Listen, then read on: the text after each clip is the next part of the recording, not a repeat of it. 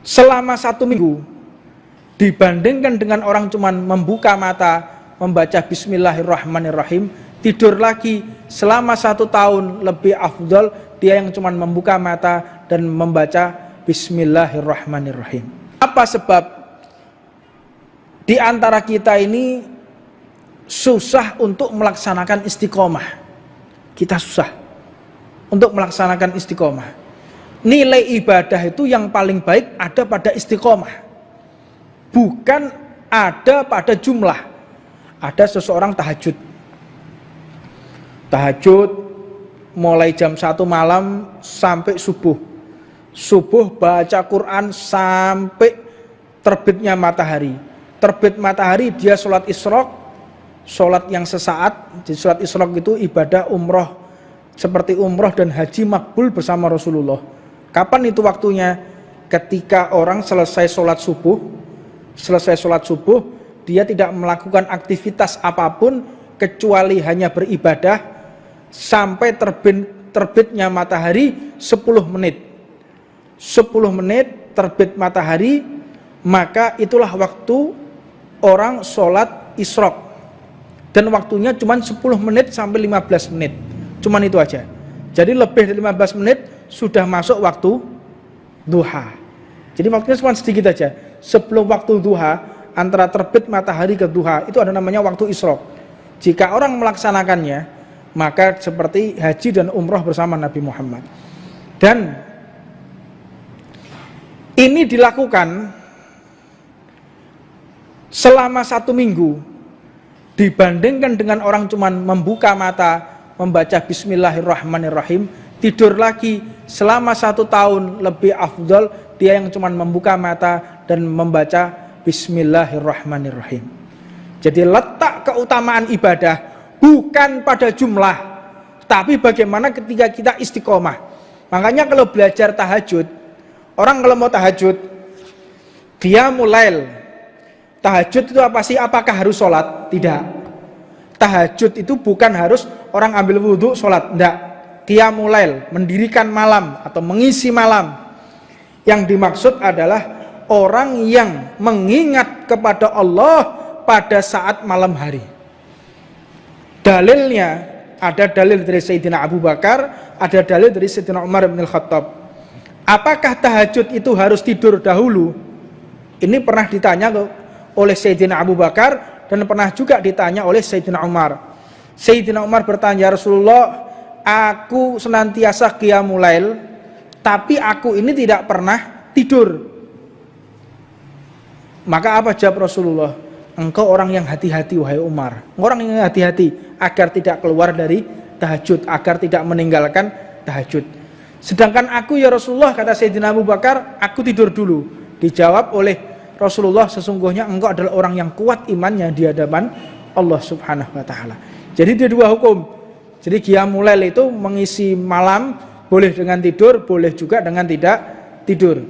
Maka untuk seseorang, kiat-kiat seseorang agar istiqomah tahajud, caranya adalah jangan langsung sholat. Jangan langsung ambil wudhu, sholat, baca Quran sak minggu mulai, tak jamin aku. Gak disi kerso. Sak minggu. Makanya orang kalau mau tahajud, tahan dulu nafsu kita. Bangun, nggak usah turun dari tempat tidur, membaca Bismillahirrahmanirrahim, tidur lagi. Dan itu laksanakan jangan sampai putus selama 1 bulan, 40 hari. 40 hari kita kuat. Tambah lagi dengan bacaan Al-Fatihah. Bangun, Bismillahirrahmanirrahim, Alhamdulillahirrahmanirrahim, amin, sampai terakhir. Bisa tambahkan 2 bulan atau 80 hari. Bisa atau tidak kita? 80 hari. Dengan bangun, membaca Bismillah dulu 40 hari, istiqomah, tambahkan dengan Al-Fatihah. Jangan langsung turun sholat, ambil wudhu, sak minggu ini model kayak ngene gue ya. Karena setan tuh tahu Pak strategi manusia. Manusia itu gampang jenuh, gampang sumpek, gampang bosen. Makanya ketika ada orang karep apa tahajud, didorong sama setan. Ayo tahajud, ayo tahajud. Begitu wis sak minggu wis ya, mari. Kayak mau berangkat majelis istiqomah. Melok majelis di, majelis kono, melok majelis nang dindi. Tapi saulan tok ya. Mari ngono, balik meneh nek warung kopi. Iya, kan kebanyakan seperti itu. Semangat datang majelis, semangat. Majelis sana hadir, majelis ini hadir. Setelah bosan ya, ayo wes balik delok TV mana ya, telenovela mana ya. Lihat apa lagi? Lihat film lagi. Makanya istiqomah. Yang penting itu istiqomah. Jadi tidak ada kemuliaan. Makanya dikatakan istiqomah khairun min alfi karomah. Keramat. Istiqomah itu lebih dari 1000 keramat. Keramat gede. Senembus tembok, iso ngilang ya. Itu tidak ada bandingannya dengan orang yang istiqomah di jalan Allah. Istiqomah. Makanya kalau tahajud ya istiqomah. Baca bismillah, Al-Fatihah bisa 80 hari, maka ketika menginjak 120 hari dengan wudu. Baca bismillah, Al-Fatihah, berangkat wudu. Bisa baru sholat. Makanya metode ini 1 tahun. Kita diajarkan sama Habib Jamal dulu kayak begitu. Habib Jamal itu anak-anak santri-santri yang baru digepui sama beliau. Jangan ikut sholat dulu, jangan. Baca bismillah dulu. Tidur lagi. Apalagi dulu waktu masih di Batu ya. Batu dingin. Dulu Batu dingin, luar biasa dinginnya. Dulu enggak seperti sekarang kondisi pondoknya. Dulu kita keadaan ekonomi yang setengah mati, mangane sego mbek uyah tok ya.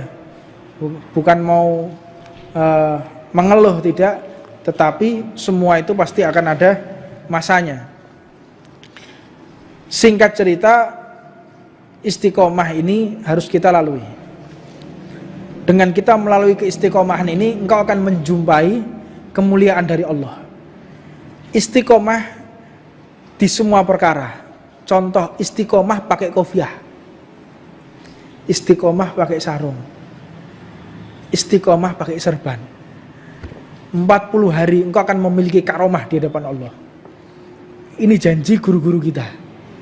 Engkau mau pakai kopiah 40 hari, duduk nggak kopiah turu gawe atus gawe lo ya. Maknanya kita menghidupkan ihya sunnah, menghidupkan sunnah dengan pakaian Rasulullah. Kita keluar pakai kopiah, pakai sarung, untuk kita syiar. Kita belum bisa berdakwah, kita belum bisa ceramah, tampakkanlah bajunya Nabi Muhammad. Saya berdakwah dengan sarung ini, saya berdakwah dengan surbanku, saya berdakwah dengan senyumanku, istiqomah. Maka engkau akan mendapatkan karomah dari Allah Subhanahu wa taala. Setelah kita istiqomah, maka engkau akan ketagihan. Istiqomah itu nagih, Pak. Tak percaya sampean. Sampean delok wong sing ngerokok. Wong sing ngerokok itu pertama enak apa gak? Ono ceritane wong rokokan langsung seneng. Ada. Iya toh?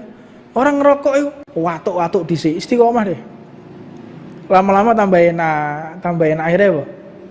Ketagihan, kecanduan ya. Iki lho, ngerokok lho sing gak enak, langsung ndak enak. Itu kalau istiqomah bisa menjadi enak. Nah, apalagi kalau kita tahajud, kita sholat di masjid.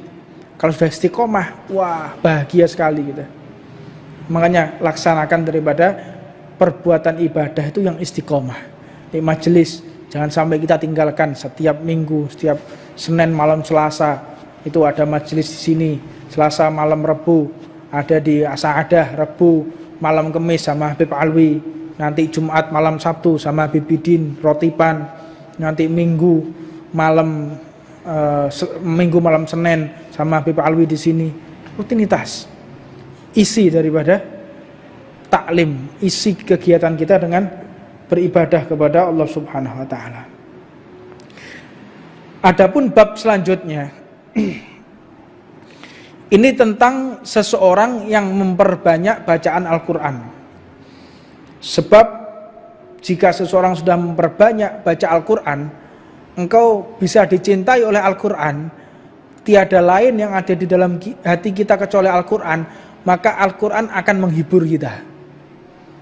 Kalau sudah pegang sumpeknya kayak apa, sudah pegang Al-Quran, masih utangnya sak dindi, utang di mana-mana, ditagih kanan kiri, udah megang Al-Quran, hilang semua.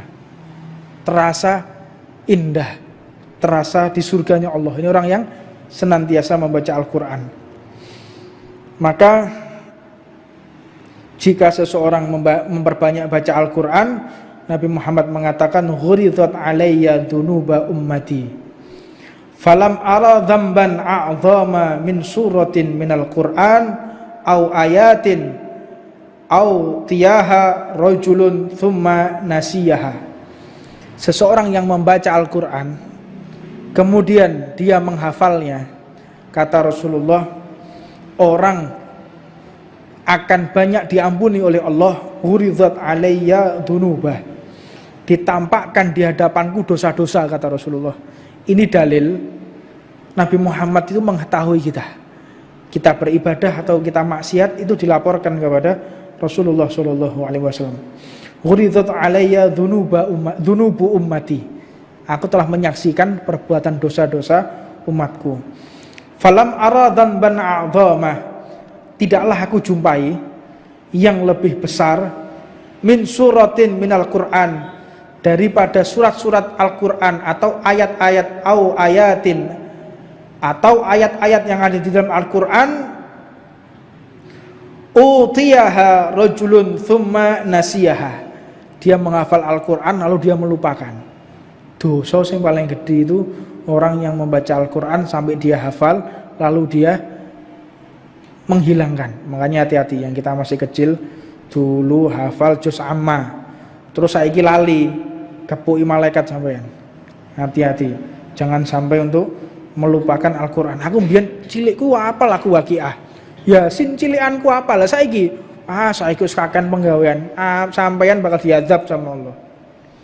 Cilikanku mbiyen hafal amma yatasaalun, hafal sabihisma, semuanya hafal. Terus Tabarok saya apal, bangga deh. Saiki kakek mikir donya, Pak. Mikir kreditan sepeda motor lho, gak mari-mari, stres saya. Sampai lali kabeh Quran. Ini wong sing diazab sama Allah. Hafalno Quranmu, insyaallah semuanya akan menjadi lancar. Ini yang bisa saya sampaikan. Mudah-mudahan ada manfaatnya buat kita, menambahkan iman kita kepada Allah Subhanahu wa taala dan membuat kita menjadi ahlul Quran. Al-Quran mencintai kita dan kita pun dicintai oleh Al-Quran. Rabbana atina fid dunya hasanah wa fil akhirati hasanah wa qina adzabannar. Wa alamana wa sayyidi habib jamal mutawabina wa bakar ba'angil wa alamana qutbu zaman habib umar wa habib bin habibullah hadratin nabi siril fatihah.